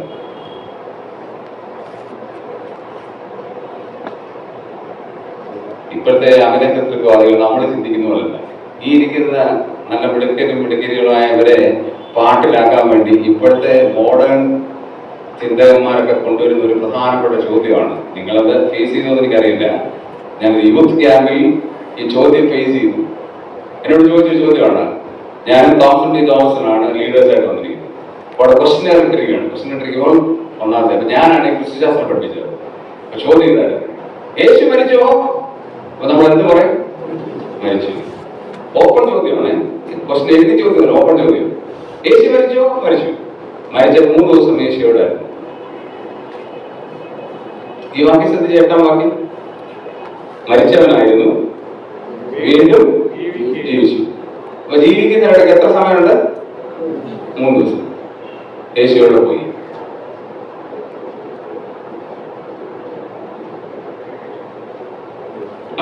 അറിയോ? നിങ്ങളുടെ ആരെങ്കിലും ചോദിച്ചാൽ നിങ്ങൾ എന്ത് മറുപടി പറയും? ദൈവസന്നിധി. അതടുത്ത പ്രശ്നം. ദൈവസന്നിധി പോയെന്ന് പറഞ്ഞാൽ കർത്താവ് പറഞ്ഞു, ഞാൻ ഇതുവരെയും പിതാവിന്റെ അടുക്കൽ പോയിട്ടില്ല. ഇപ്പൊ നമ്മുടെ പിള്ളേർ അതിനേക്കാളും പ്രിയമുള്ളവരാണ്. അവരൊരു ഞാൻ പെട്ടെന്ന് പറയാൻ പറ്റത്തില്ല. അതുകൊണ്ട് ഞാൻ വളരെ ആലോചിച്ചു. സ്വർഗത്തിലേക്ക് പോയിട്ടില്ലെന്ന് പറഞ്ഞാൽ വളരെ ഈ പ്രോബ്ലം വരുന്നത് കൊണ്ട് ഞാൻ വളരെ ചിന്തിച്ചു. അവിടെ ഞാൻ പറഞ്ഞു ഉത്തരം പറയാം. യോഹന്നാൻ പറഞ്ഞ ഞാൻ എന്ത് ചെയ്തിട്ടില്ല, പിതാവിന്റെ അടുക്കൽ കാര്യം പോയിട്ടില്ല. അതുകൊണ്ട് എന്നെ തൊട്ടോളാൻ പറയാണ്. തൊടരുത്, പോയതിനു ശേഷം മാത്രം എന്നെ എന്ത് ചെയ്യാവോ? തുടങ്ങുമെന്ന് പറയും. ഇത് വലിയൊരു ചോദ്യമാണ്. പക്ഷെ തൊടുന്നില്ല. തൊടുന്നിട്ട് അതിലേക്ക് ഞാൻ വരാൻ പോകുന്നത്. അപ്പൊ ഇവിടെ ഒരു വലിയ കൺഫ്യൂഷൻ നിലനിൽക്കുകയാണ്. ഇപ്പോഴത്തെ മോഡേൺ തിങ്കേഴ്സ്, ഇപ്പോഴത്തെ ഏറ്റവും മോഡേൺ തിങ്കേഴ്സ് അവർ ചെയ്യുന്ന കാര്യങ്ങൾ അറിയാമോ?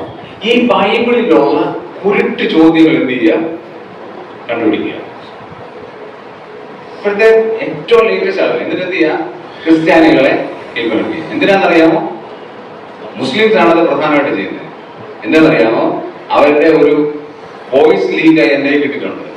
അതിനകത്ത് പറഞ്ഞിരിക്കുന്നത് ഇങ്ങനെയാണ്: നല്ല സുന്ദരികളായ നല്ല ബുദ്ധിയുള്ള ആമ്പിള്ളാറുള്ളത് ക്രിസ്ത്യൻസിനിടയ്ക്കാണ്. സുന്ദരികളായ പെൺപിള്ളാരുള്ളതും സുന്ദര മിടുക്കന്മാരായ ബ്രെയിനുള്ളവരും ആരെടുത്ത ക്രിസ്ത്യൻസിനിടയ്ക്ക്. അതുകൊണ്ട് ഇവരെ എന്ത് ചെയ്യണം, പിടിക്കണം.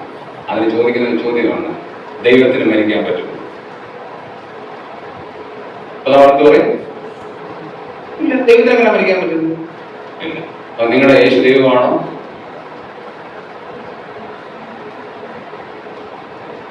ഞങ്ങളുടെ യേശു ദൈവമാണ്.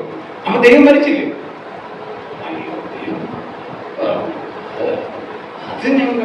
അത് നമ്മൾ ഇതേ രീതിയിലാണ്.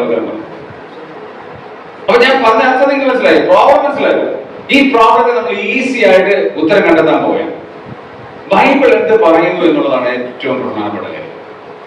16 സങ്കീർത്തനത്തിലേക്ക് വരാം. യേശു മരിക്കുകയും യേശു ജീവിക്കുകയും ചെയ്ത സമയത്ത് യേശു എവിടെയായിരുന്നു എന്നുള്ളത് 16 സങ്കീർത്തനത്തിൽ നമ്മൾ വായിക്കുന്നുണ്ട്. 16 സങ്കീർത്തനം, Psalm 16, 16 സങ്കീർത്തനം, അതിന്റെ 6-7 വാക്യങ്ങൾ ഒന്ന് വായിക്കാം. എനിക്ക് ബുദ്ധി ഉപദേശിക്കുന്ന അതല്ലേ വായിച്ചോ. എനിക്ക് ബുദ്ധി ഉപദേശിക്കുന്ന യഹോവയെ ഞാൻ വാഴ്ത്തും.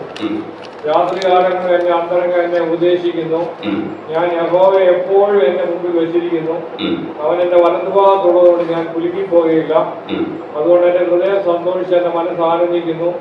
എന്റെ ജഡവും നിർഭയമായി വസിക്കും. ഇനി ഇവിടെ ശ്രദ്ധിച്ച് എല്ലാവരും ഇനിയും ബൈബിൾ വായിക്കേണ്ടത് ശ്രദ്ധിച്ച്. ഞാൻ ഈ 8 മുതൽ വായിക്കാൻ പറഞ്ഞതിന്റെ കാരണം അവിടെ കുറെ അനുഗ്രഹങ്ങളെ കുറിച്ച് പറയാം.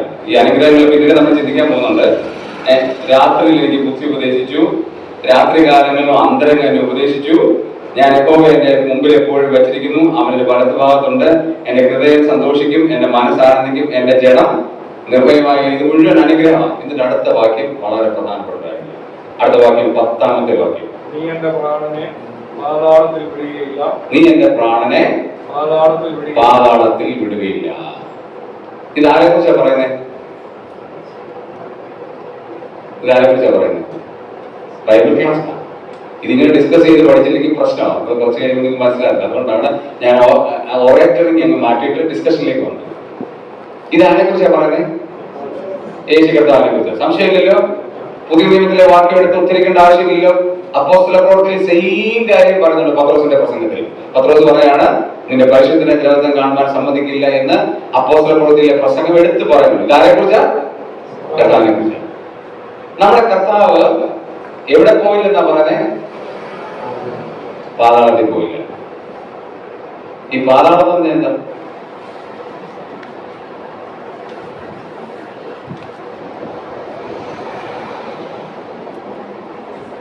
പാതാളം ട്രാൻസ്ലേഷൻ പ്ലേസ്. നമുക്ക് വായിക്കാം ബൈബിൾ എന്ത് പറയുന്നത് നമുക്ക് നോക്കാം. ഉൽപ്പത്തി പുസ്തകത്തിലേക്ക് വന്നേ. ഉൽപ്പത്തി പുസ്തകം 37-ാം അധ്യായം. ഉൽപ്പത്തി പുസ്തകം 37-ാം അധ്യായം. 37-ാം അധ്യായം. ഇത് ശരിക്കും പഠിച്ചില്ലെങ്കിൽ ആ പാടെ പ്രശ്നമാണ്. അതുകൊണ്ട് ശരിക്കും നമുക്ക് മനസ്സിലാക്കണം. 37-ാം അധ്യായം 35-ാം വാക്യം. അവന്റെ പുത്രന്മാരും മുസ്ലിമാരും എല്ലാവരെ ആശ്വസിപ്പാൻ വന്നു. അവനോ ആശ്വാസം കൈക്കൊള്ളുവാൻ മനസ്സില്ലാതെ ഞാൻ ദുഃഖത്തോടെ എന്റെ മകന്റെ അടുക്കൽ പാതാളത്തിൽ ഇറങ്ങുമെന്ന് പറഞ്ഞു. അവിടെ പാതാളം യാക്കോബിന്റെ പ്രാർത്ഥനയാണ്, യാക്കോബിന്റെ വിലാപമാണ്, യാക്കോബിന്റെ കരച്ചിലാണ്. യാക്കോബ് മക്കളോട് പറയുന്ന കാര്യം, എന്റെ മകന്റെ അടുക്കൽ എങ്ങോട്ടിറങ്ങും? പാതാളത്തിലേക്ക്. ഈ പാതാളം എന്ന് പറഞ്ഞ നരകമാണോ?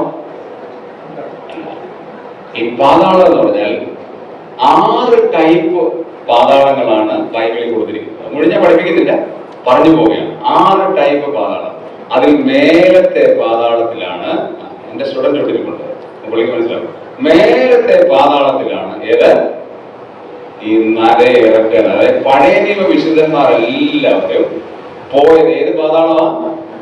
മേലത്തെ പാതാളം. അത് നരകമല്ല, പിന്നെന്താണ്?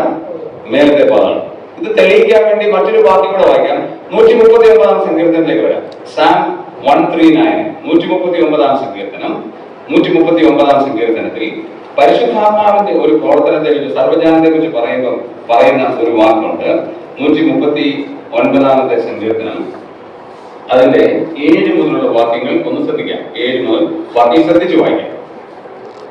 നിന്റെ ആത്മാവിനെ ഒളിച്ച് ഞാൻ എവിടേക്ക് പോകും? എവിടേക്ക് പോകും? ചോദ്യമാണ്. തിരുസന്നിധി വിട്ട് ഞാൻ എവിടേക്ക് ഓടും? 2 ചോദ്യം. എവിടെ ഞാൻ പോകും? ആത്മാവിനെ വിട്ട് എവിടെ പോകും? 1, ഞാൻ സ്വർഗത്തിൽ കയറിയാൽ ആത്മാവ് അവിടെ ഉണ്ട്.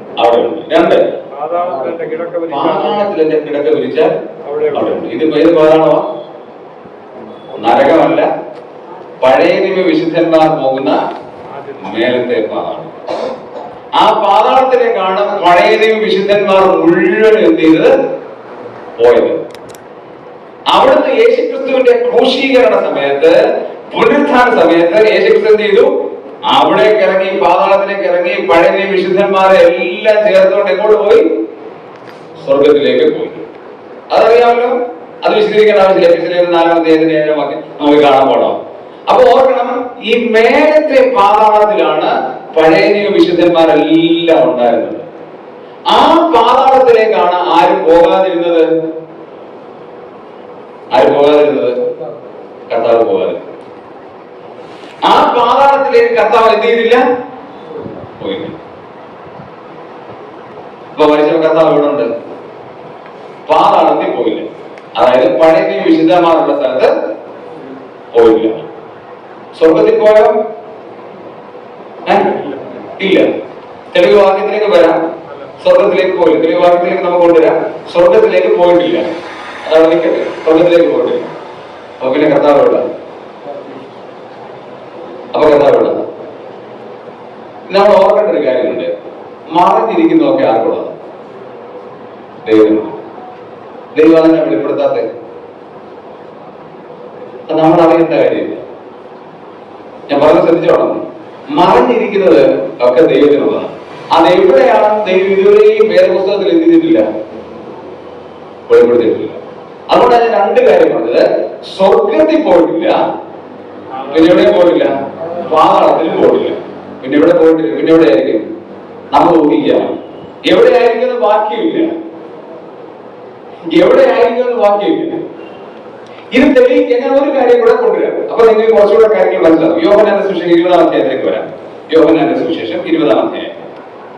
ഇത് ദൈവശാസ്ത്രപരമായ ഗൗരവമുള്ള കാര്യമാണ്. പക്ഷെ ഞാൻ നിങ്ങൾക്ക് മനസ്സിലാകുന്ന ഭാഷയിൽ ഏറ്റവും ലളിതമായി പറയുന്നതിനർത്ഥം നിങ്ങളത് തെറ്റിദ്ധരിക്കാതെ മനസ്സിലാക്കാൻ വേണ്ടിയാണ്. യോഹന്നാന്റെ സുവിശേഷം 20-ാം അധ്യായം 17-ാമത്തെ വാക്യം. John's gospel chapter 20:17. അതിന് എന്നർത്ഥം യേശു അവളോട് എന്നെ തൊടരുത്. ഞാൻ ഇതുവരെ പിതാവിന്റെ അടുക്കൽ കയറിപ്പോയില്ല. അവള് വിചാരിച്ചു, മാർത്ത, മറിയ, മഗ്ദലക്കാരത്തി മറിയ യേശുവിനെ തൊടാൻ വന്നിരിക്കുകയാണ്. അപ്പൊ പറയാണ്, എന്നെ എന്ത് ചെയ്ത്? തൊടരുത്. ഞാൻ ഇതുവരെ എന്ത് ചെയ്തിട്ടില്ല? പിതാവിന്റെ അടുത്തേക്ക് കയറി പോയിട്ടില്ല. അടുത്ത വാക്യം.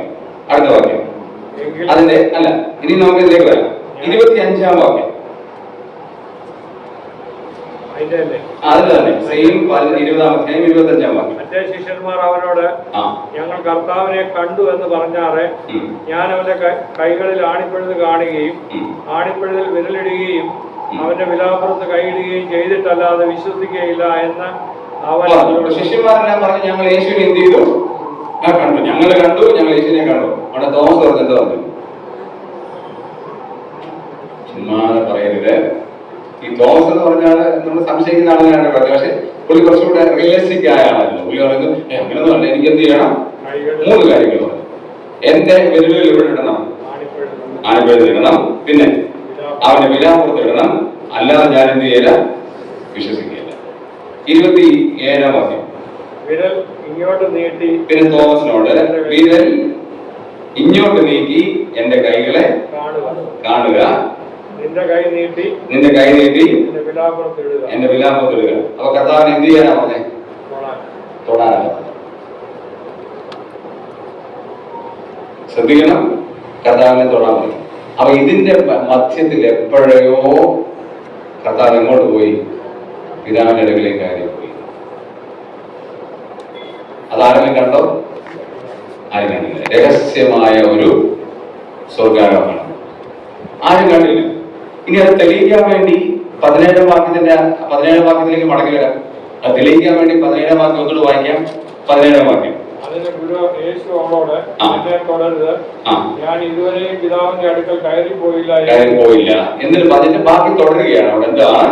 എങ്കിലും നീ എന്റെ സഹോദരന്മാരുടെ അടുക്കൽ ചെന്ന് എന്റെ പിതാവും നിങ്ങളുടെ പിതാവും എന്റെ ദൈവവും നിങ്ങളുടെ ദൈവമായ അടുക്കൽ ഞാൻ കയറി പോകുന്നു എന്ന് പറഞ്ഞു. മറിയോട് പറയാണ്, ഞാനിപ്പോ എന്ത് ചെയ്യാൻ പോവാ? കയറി പോകാൻ പോവുകയാണ്. അത് ആരെങ്കിലും കണ്ടോ? ആരും കാണാതെ ഒരു രഹസ്യമായ സ്വർഗാരോഹണം യേശുക്രിസ്തു എന്ത് ചെയ്തു. ഇനി പരസ്യമായി ചെയ്തത് എപ്പോഴാ? അപ്പോസ്തല പ്രവൃത്തി 1-ാം അധ്യായം 11-ാം വാക്യം. ഇതുപോലെ തന്നെ യേശുക്രിസ്തുവിന്റെ വരവിലും രഹസ്യമായ ഒരു വരവുണ്ടാകും, പരസ്യമായ ഒരു വരവുണ്ടാകും. ഇപ്പൊ കാര്യം പിടിക്കുന്നു. ഇതുപോലെ തന്നെ രഹസ്യമായ ഒരു വരവുണ്ടാകും, പരസ്യമായ ഒരു വരവുണ്ടാകും. യേശു സ്വർഗത്തിലേക്ക് കയറി പോയ രഹസ്യമായ ഒരു പോക്കുണ്ട്, പരസ്യമായ ഒരു പോക്ക്. രഹസ്യമായി പോയത് ആരും അറിഞ്ഞില്ല. കാരണം കർത്താവ് പറഞ്ഞു, ഞാൻ പോകുന്നു എന്ന് കർത്താവ് വ്യക്തമായി പറഞ്ഞു. അതുകൊണ്ട് എന്നെ എന്ത് ചെയ്യരുത്? പോയിട്ടില്ലാത്തതുകൊണ്ട് എന്നെ എന്ത് ചെയ്യരുത്? തൊടരുത്. എന്നിട്ട് തോമസിനോട് എന്താ പറഞ്ഞത്? അന്ന് എന്റെ തോളയിൽ കൈയിട്, എന്റെ വിരലിൽ നിന്റെ വിരൽ എന്റെ ആണിപ്പഴിൽ ഇട്, കാരണം എന്നെ തൊട്ടോളൂ ഞാൻ എവിടെ പോയി എന്ന് വ്യംഗ്യാർത്ഥത്തിൽ ഇൻഡയറക്റ്റ് ആയിട്ട് പറയാണ്. ഞാൻ എന്ത് ചെയ്തു? സ്വർഗത്തിൽ പിതാവിന്റെ ഇടയിൽ എന്ത് ചെയ്തു? എത്തി എന്ന് പറയുക. അവൻ യേശു മരിച്ചവനായിരുന്നു. യേശു എന്ത് ചെയ്തു? വീണ്ടും ജീവിച്ചു. ഇന്ന് നമുക്കുള്ള ഏറ്റവും വലിയ പ്രത്യേകത, നമുക്കുള്ള ഏറ്റവും ചലഞ്ചിങ് ആണ് ഒരു കാര്യം വിശ്വാസം കൊടുത്തത്. യേശു കർത്താവ് മരിച്ച് മൺമറഞ്ഞൊരു കർത്താവല്ല. പിന്നെ എന്ത് ചെയ്തു? മരിച്ചുയർന്നെഴുന്നേറ്റ് മഹിമയിൽ ജീവിക്കുന്ന ഉന്നതനായ കർത്താവ്. അതുകൊണ്ട് എന്ത് അഭിമാനമാണെന്നറിയാമോ? നമ്മൾ ഈ വിശ്വസിക്കുന്ന ബൈബിൾ എത്ര സത്യമാണെന്നറിയാമോ?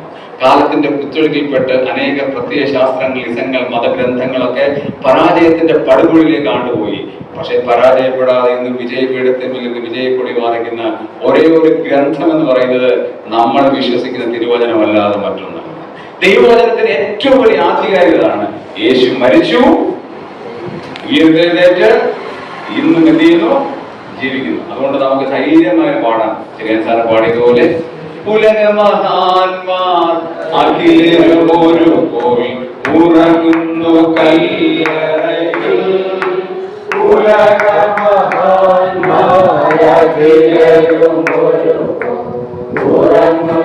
കല്ലറയിൽ, മഹേശ്വരൻ മാത്രം ഉയരത്തിൽ വാണിടുന്നു. നമ്മളും മഹേശ്വരൻ മാത്രം ഉയരത്തിൽ വാണിടുന്നു. ഗീതം ഗീതം ജയ ജയ ഗീതം പാടുവിൻ സോദരരേ. ഗീതം ഗീതം ജയ ജയ ഗീതം പാടുവിൻ സോദരരേ. നമ്മളെ യേശുരാജൻ ജീവിക്കുന്നതിനാൽ ജയഗീതം പാടിടുവിൻ. നമ്മളെ യേശുരാജൻ ജീവിക്കുന്നതിനാൽ